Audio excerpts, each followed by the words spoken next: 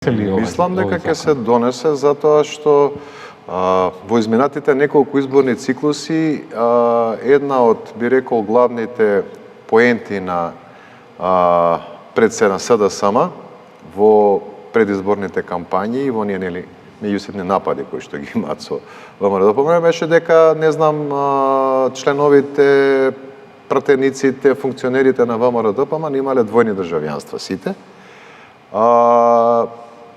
На тој начин сега со овој закон едноставно ќе се одземе тој, би рекол, аргумент во некој. Данас се поставува прашањето и многумина правници го толкуваат тоа дека законот не може да важи ретроактивно и за овој пратенички состав.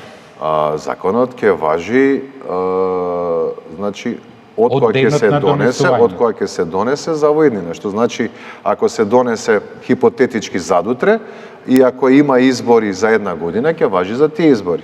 А не може да важи за изборите. Но вчера на собраниската говорница беше кажано дека и за овој пратенички состав би важел законот. Обично законите не важат ретроактивно. Значи, вообичаено законите не важат ретроактивно. Евентуално, не знам сега, тоа сепак нели правниците треба да го кажат, евентуално доколку некој има двојно државјанство, па да се внесе дека може да се откаже од тоа второто државјанство и да остане, ама искрено мислам дека законите кога се носат важат од денот на донесување, освен нели доколку се носи некој не знам закон кој што има специфична намена, но овој не е таков закон. Арсовски, ваш